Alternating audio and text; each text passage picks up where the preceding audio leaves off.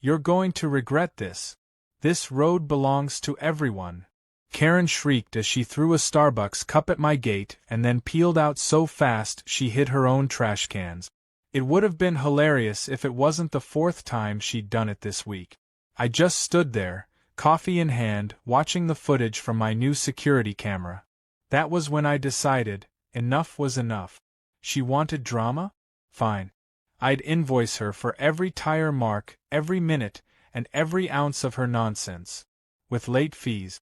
Living on the outskirts of town has its perks: peace, privacy, and the kind of quiet that lets you hear birds over traffic. My house sat at the end of a long gravel road, carved decades ago when the land was first parceled out by my grandfather. That road was private. Always had been. There was a posted sign, a clear property map, and even a note from the county on file. But none of that mattered to Karen. Karen moved into the neighborhood 3 months ago and immediately made herself known. Not in the "hi, I'm your new neighbor, here's some banana bread" kind of way. No.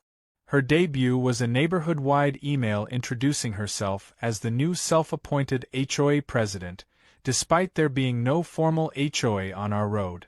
She signed it President Karen, acting, but soon official. The first sign I had that she was trouble came when I found her SUV halfway down my driveway, parked like it belonged there, with her door wide open and her tiny designer dog peeing on my azaleas. She waved when she saw me. Like we were old friends. "Just cutting through," she shouted cheerfully, stepping back into her Lexus like this was a Target parking lot and not my privately maintained gravel road. I stood there, confused. Was she lost? GPS glitch? First-time fluke? I let it slide. Then it happened again. And again. Until it was nearly every day, her luxury SUV thundering down my road to skip the line of cars waiting at the traffic stop 1 block over. What used to be a hidden gem of a driveway became her personal shortcut to shave 3 minutes off her trip to Pilates. At first, I thought maybe she misunderstood. I tried to be neighborly. I printed a small sign and mounted it on the gatepost. "Private road, no through access." It vanished within a day. I replaced it with a larger one. That one got defaced with spray paint, red letters spelling out "Share the road." The straw that broke the camel's back came on a Tuesday morning. I was sipping my coffee when I heard gravel crunching. I walked out to see not only Karen's car, but 2 others zipping down my road like it was some kind of public thoroughfare. One of them even honked when I stood near the edge. Honked. At me. On my land. As if I were the one in the way. That night, I set up a trail camera near the entrance just to document what I suspected. Over the next 4 days, I caught 6 different cars using my driveway. One of them even stopped to throw a bag of trash in my ditch. The worst offender? Karen. Twice a day. Morning and evening. Sometimes she waved at the camera. Smugly. Like she was daring me to do something. I confronted her, of course. I walked over to her house and rang the doorbell. She answered wearing a silk robe and a glittery eye mask pushed up onto her forehead, holding a mimosa in a stemless glass like it was brunch in Beverly Hills. "Oh, it's you," she said flatly. "I don't really do pop-ins."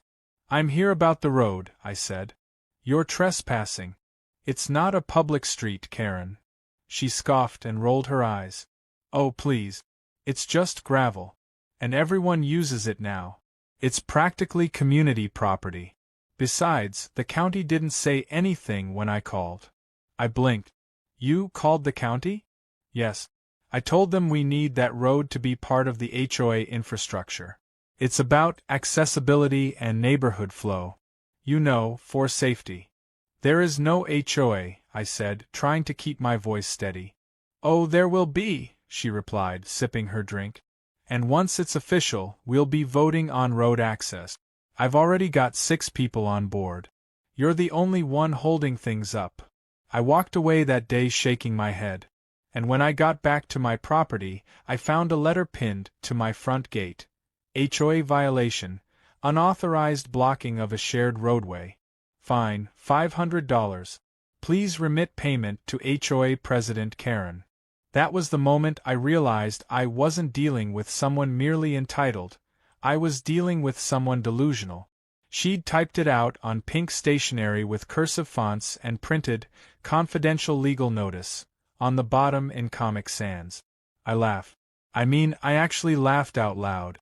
Then I marched straight to the hardware store, bought a steel gate with a digital keypad, and hired a contractor that afternoon. If Karen wanted access, she could punch in a code, which she'd never get, or pay the toll. That was when the real war began. The next day, she showed up in her SUV, expecting the usual joyride. Instead, she screeched to a halt in front of the freshly installed gate, her mouth frozen in a perfect O. She rolled down the window and hit the horn twice. I didn't move. She got out and stomped up to the keypad, jabbing random numbers before yelling, "This is illegal! You can't keep me out!"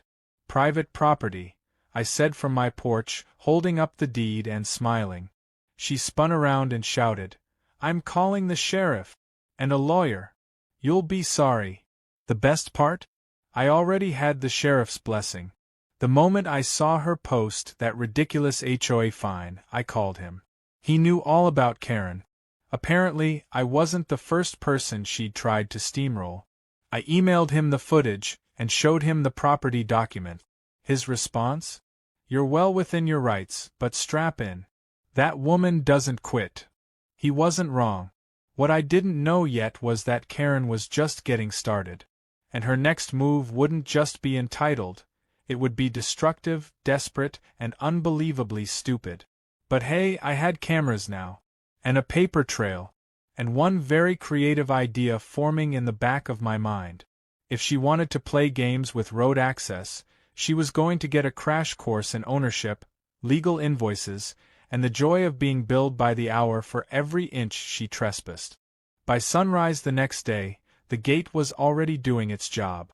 Heavy-duty, steel-framed, with a solar-powered motor and a digital keypad box mounted on the side, it looked like it belonged at the entrance to a maximum security ranch. That's exactly what I wanted. Something unmistakable. Something Karen couldn't pretend didn't exist. I even added a motion sensor alarm and a sign that read, "Private property. No through access. Violators will be invoiced." Subtle? Not at all. Effective? Almost instantly. The first few cars turned around without incident. I watched from the porch, sipping coffee, amused as one neighbor's teenage kid backed up too fast and kicked up a cloud of gravel. Then came Karen. Right on schedule. She rolled up in her SUV at exactly 8:17 a.m., the same time she usually blasted down my driveway with zero regard for speed or terrain. Except this time, she was stopped dead in her tracks by a silver gate and a blinking red light on the keypad. She sat there for a minute. I could see her confused, blinking face through the windshield. She looked down at her dash, like maybe she'd made a wrong turn. Then she leaned out and stared at the keypad like it had insulted her personally. She honked once. Then again. Then held it down for a solid 5 seconds like that was going to change anything. When nothing happened, she threw her car into park, stomped out in high heels, and marched straight to the gate, yanking at it like she was trying to open a stuck closet door. I stayed where I was. Didn't wave. Didn't say a word.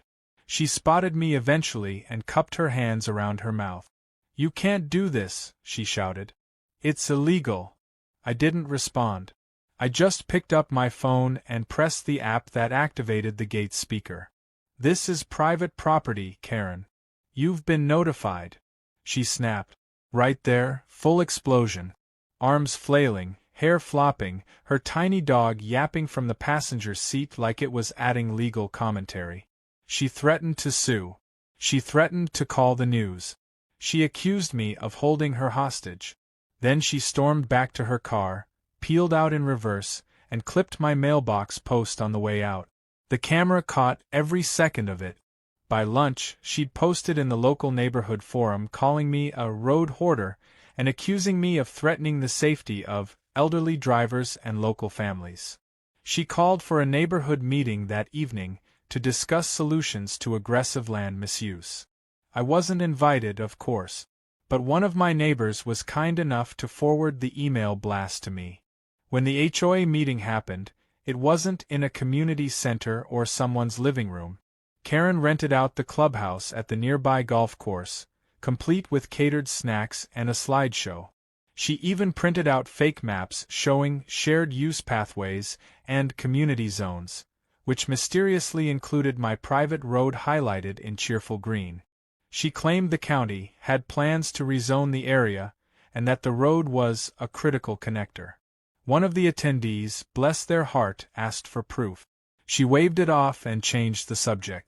What she didn't know was that I'd already visited the county assessor's office the week before. I had a printed property map, deed, historical usage report, and a notarized letter from the county engineer confirming that the road was, and always had been, privately owned. No public access, no easement, no ambiguity. I scanned it all into a PDF and emailed it to everyone in the neighborhood the moment her vote started. According to the friend who forwarded me the emails, there was a lot of awkward shuffling, a few coughs, and Karen's face turned the exact color of canned cranberry sauce. That's when I had the idea. If she wanted to treat this like a business dispute, fine. I'd send her an invoice. After all, she'd used my road twice a day, 5 days a week, for 3 months. That's 120 trips. Factor in wear and tear, property liability, dust mitigation, and emotional disruption. That last one was a bit of creative flair. And I drafted an invoice for $3,150. I even added a 10% late fee and printed it on an official-looking letterhead that said, Private Property Access Billing Department. I hand-delivered it to her mailbox the next morning. By the afternoon, I heard her shouting from down the road. She marched up to the gate again, shaking the paper in the air like it was on fire. "You're insane," she yelled. "You can't just bill people." I clicked the speaker again. "If you'd like to dispute the charges, you can submit a written request. The appeal process takes 6 to 8 weeks. She screamed. Not words. Just a high-pitched screech that startled a flock of birds out of a nearby tree. She stood there breathing heavily for a moment, then flipped off the camera and stomped back to her car. Later that week, I noticed her SUV wasn't the only one that had been blocked. A few of the neighbors who had quietly been using the shortcut came to me directly. Unlike Karen, they were polite. One even brought a pie. I let them know I wasn't targeting them. I just didn't want my road turning into a freeway. I gave a few of them gate codes. Not Karen. Never Karen. Then came the truck. Late Friday night, around 1 a.m., the gate's motion detector lit up. I checked the feed and saw headlights coming fast down the road. Before I could even get my boots on, a black pickup slammed into the gate with a sickening crunch. The gate held, but the keypad box flew off into the brush. Sparks. Smoke. The truck reversed and roared off. But not before the camera mounted to the oak tree above got a clear view of the license plate. It was Karen's truck. Not her SUV. Her spare vehicle. Registered in her name. I filed a police report the next morning, submitted the footage, and called my insurance company. They were extremely helpful, especially after I mentioned I had 6 months of documented harassment and video evidence of the vandalism. The sheriff paid Karen a visit. According to the deputy who followed up with me, she tried to claim her nephew had borrowed the truck and that she had no idea what he'd done. Unfortunately for her, the nephew didn't live anywhere nearby, and she'd posted a photo on social media earlier that evening of her drinking wine in front of that same truck. She was forced to pay for the damages. Her insurance company hiked her premiums.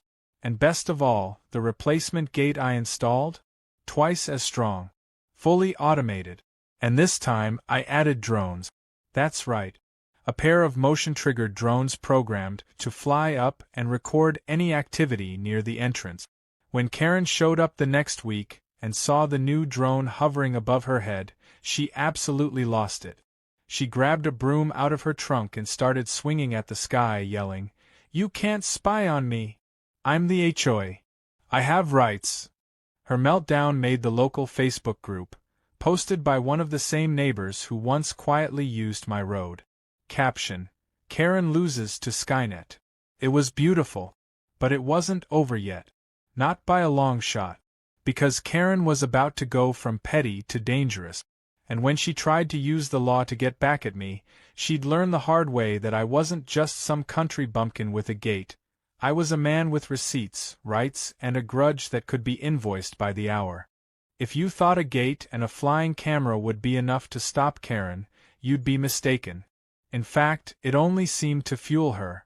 The more resistance she faced, the more unhinged she became. It was like watching someone slowly unravel in real time, except with more lawsuits, fake legal letters, and online rants that made her look like a conspiracy theorist. And the worst part? She was just getting started. After the drone incident, she disappeared for a few days. Not a single car in or out. I half expected her to slink away quietly, maybe even finally accept defeat. But Karen doesn't do quiet. She does dramatic build-ups followed by poorly executed chaos. Sure enough, on the 5th day of silence, I received a thick envelope hand-delivered to my mailbox. No postage. Just a bold, slanted return label in gold ink that read Karen J. Whitmore, HOA President. Inside was a 7-page cease and desist letter printed in 3 different fonts, half of it in bold caps, accusing me of harassment, unlawful surveillance, intimidation, and unethical driveway privatization. I read it twice and laughed both times. The document was clearly thrown together by someone who had spent too much time Googling legal jargon and not enough time understanding it. It cited made-up statutes like Community Right of Passage Act 1994 and Driveway Access Clause 8b. My favorite part? The demand that I cease all hostile architecture and stop charging tolls for a naturally occurring road. She even attached a picture of my gate with the caption, Exhibit A, ACT of aggression. I forwarded the whole mess to my attorney, who assured me it was garbage.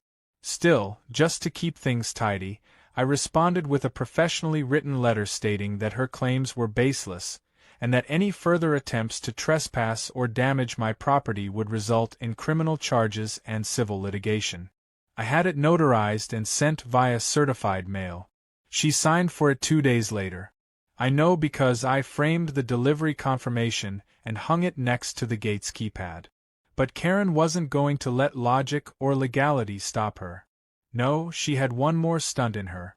One bigger, louder, and stupider than anything she'd tried before. It started on a quiet Thursday evening, just after sunset.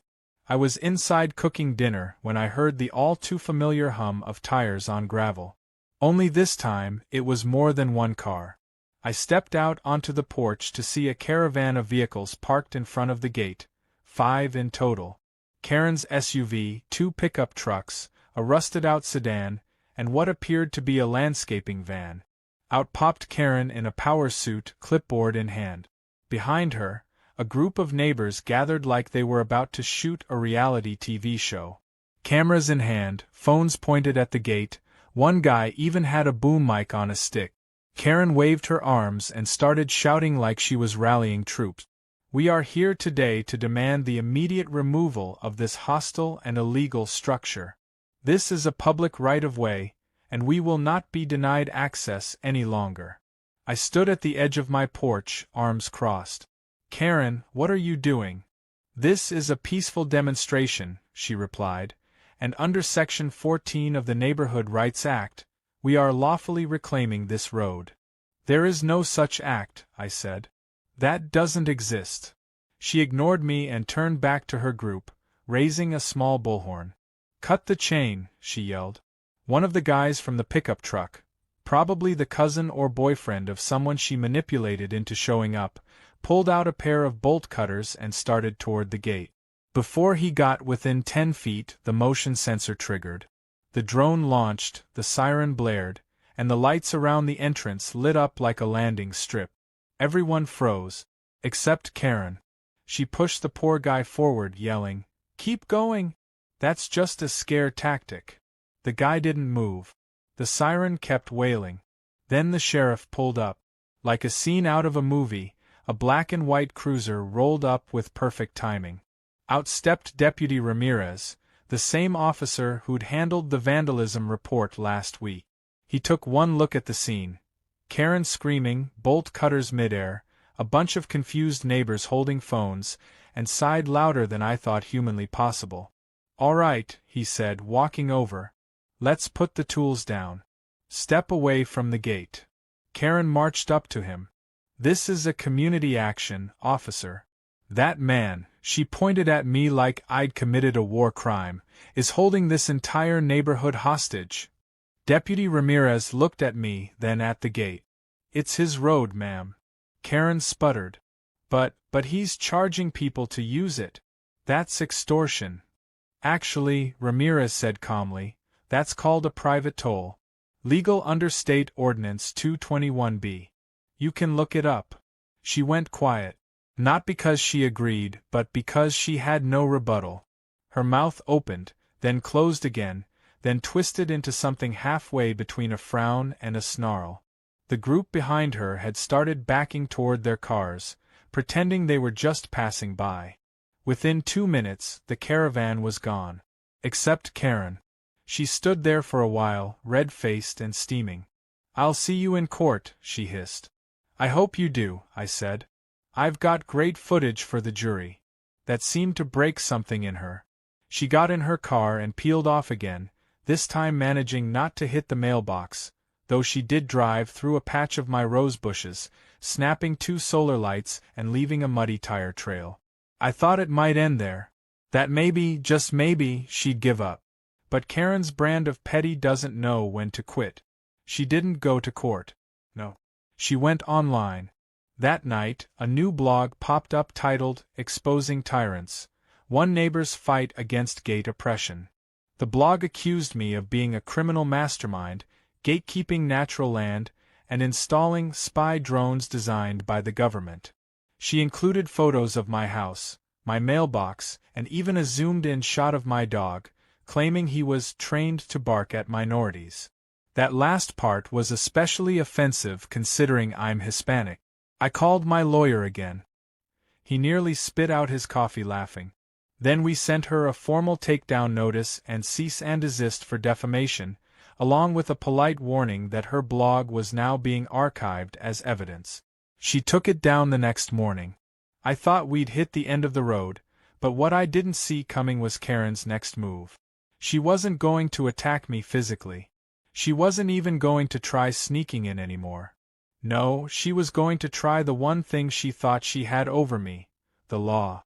And when she filed for an easement in county court, claiming historic community access, I knew we had reached the final level of the madness. She'd brought paperwork. I brought receipts. She had a plan. I had a defense strategy, 3 USB drives of drone footage, and a folder labeled Karen vs. Reality. And that was when it got truly satisfying. I was sipping my morning coffee when the court summons arrived.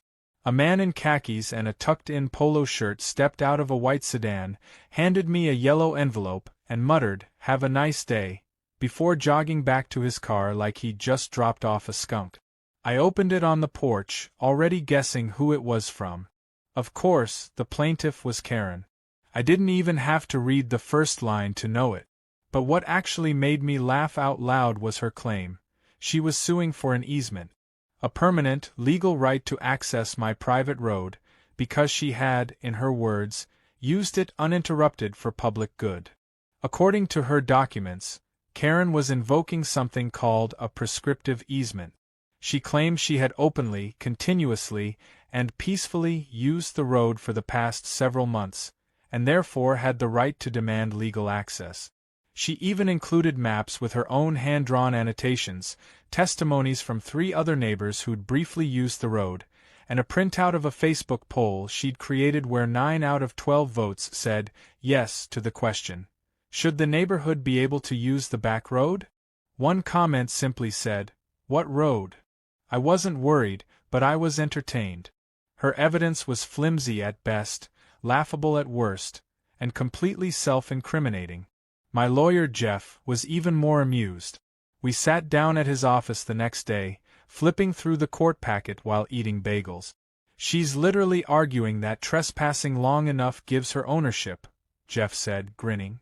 "That's like saying shoplifting for a month makes you part owner of Walmart." "Should I countersue?" I asked. "Let's win first," he said, "then we'll talk fireworks." The hearing was set for the following Thursday.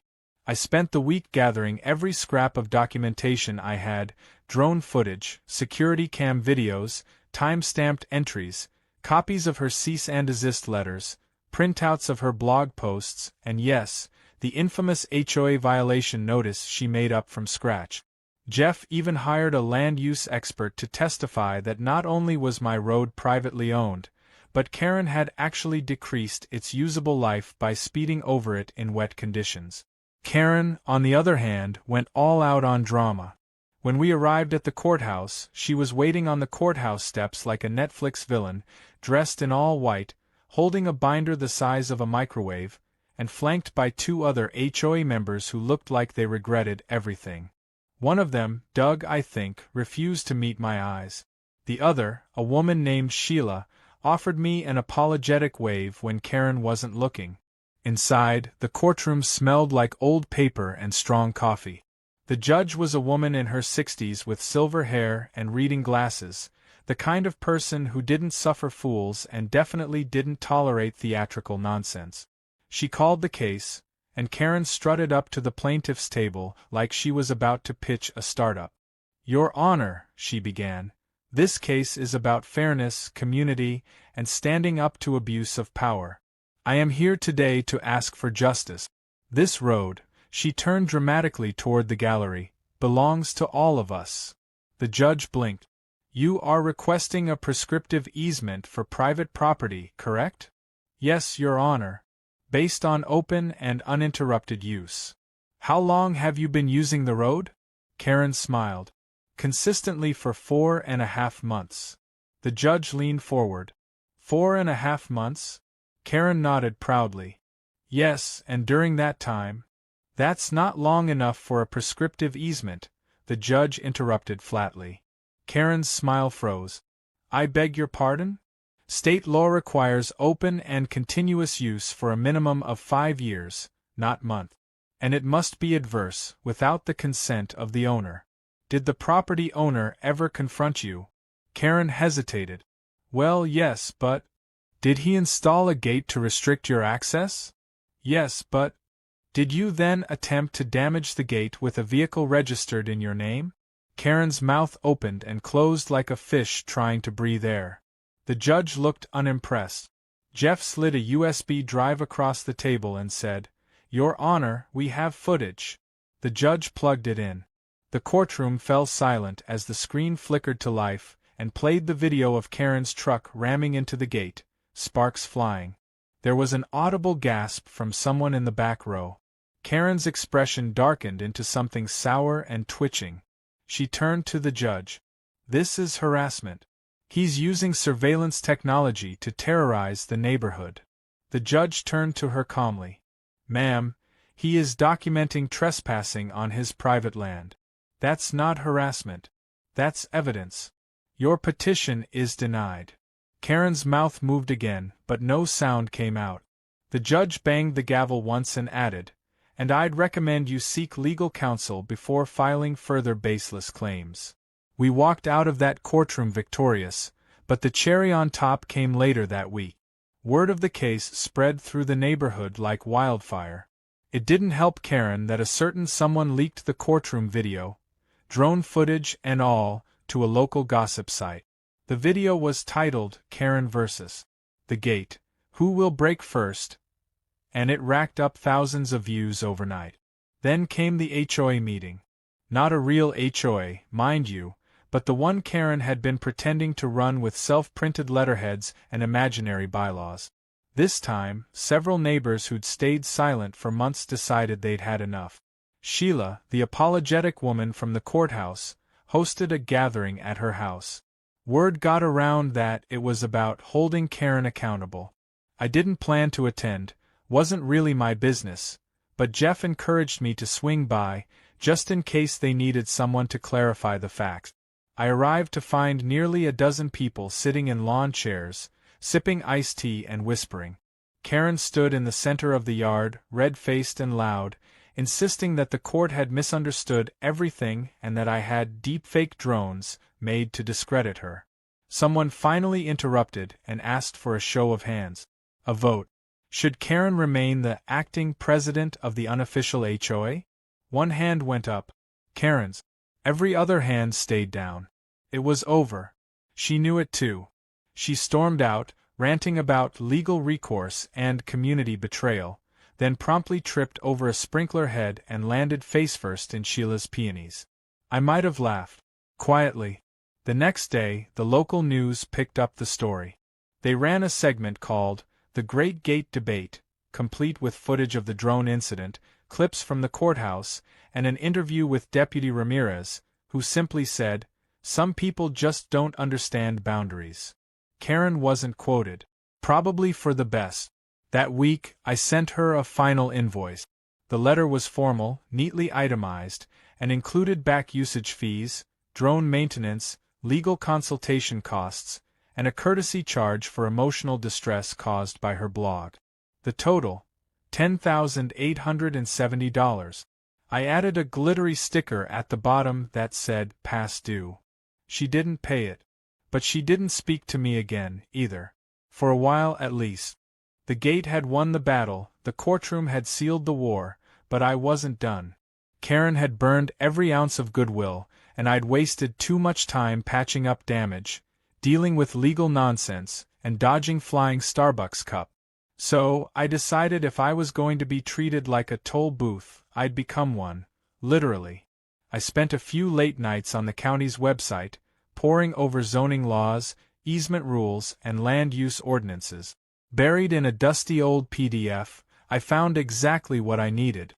According to state law, private property owners could register sections of their roadways as toll roads, provided they were maintained independently and clearly marked.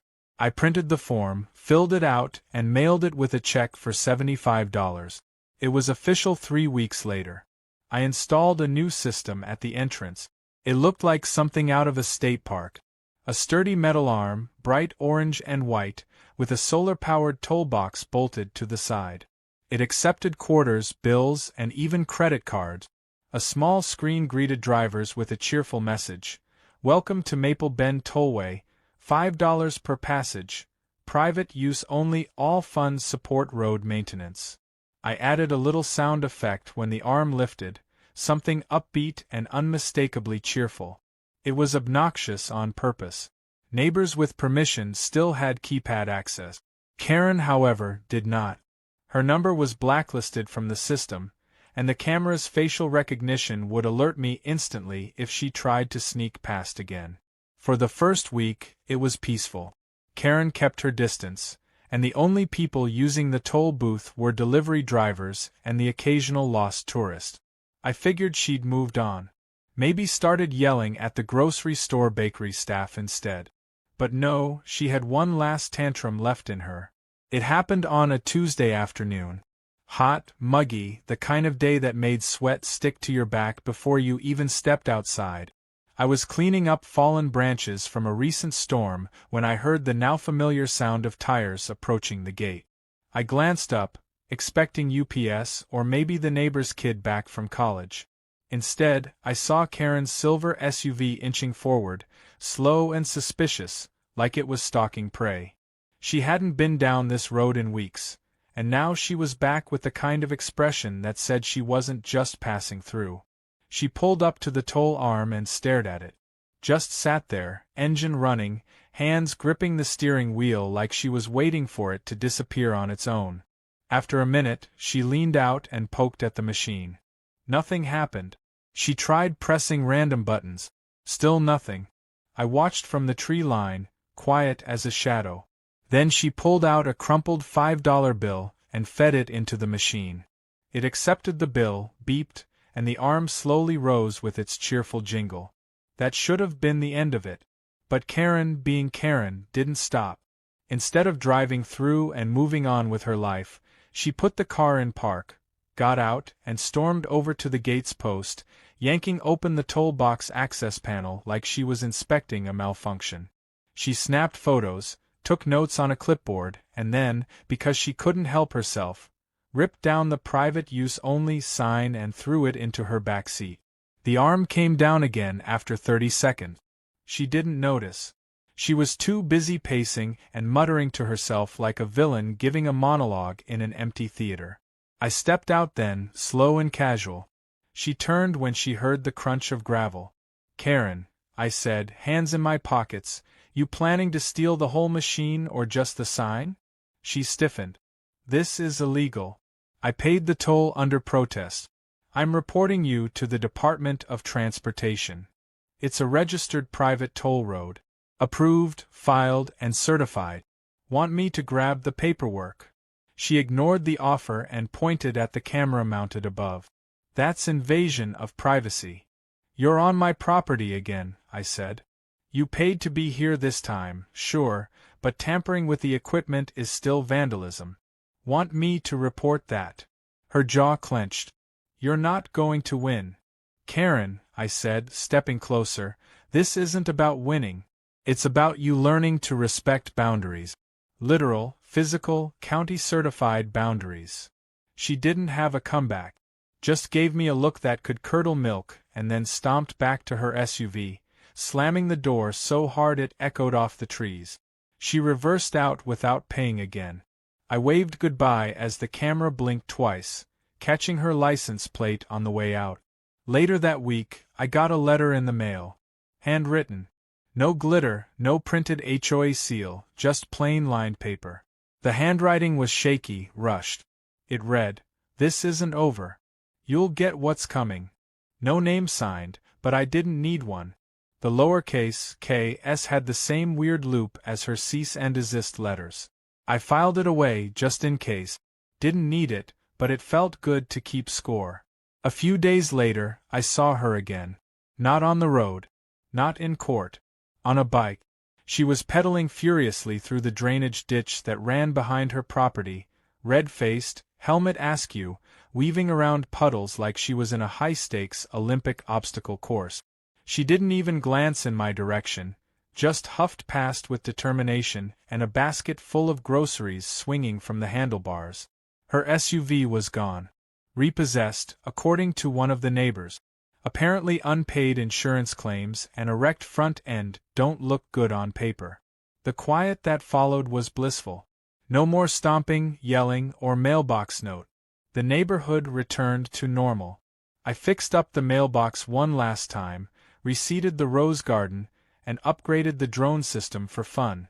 I even added a welcome sign next to the toll booth that said, "Proceeds support road repairs and Karen recovery therapy." Most people laughed.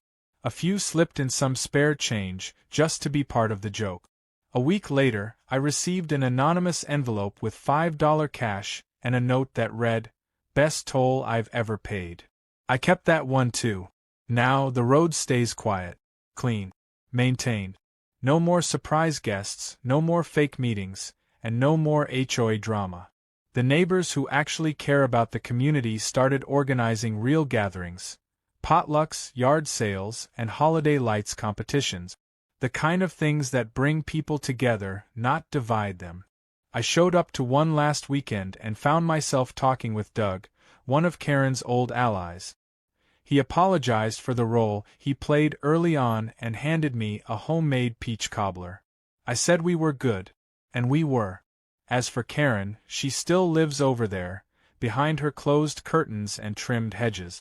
I see her sometimes walking her dog at dusk, eyes forward, never looking in my direction. Maybe she's learned her lesson. Maybe she's just waiting for her next target. Either way, I've got the gate, the drones, and enough receipts to fill a small claims court's inbox for the next 10 years. So yeah, she demanded to use my private road. I gave her access. At a price. Then I sent her an invoice. And now, every time I hear the gate's cheerful chime go off, I smile. Because that sound? That's not just money. That's peace. That's principle. And that, my friend, is victory.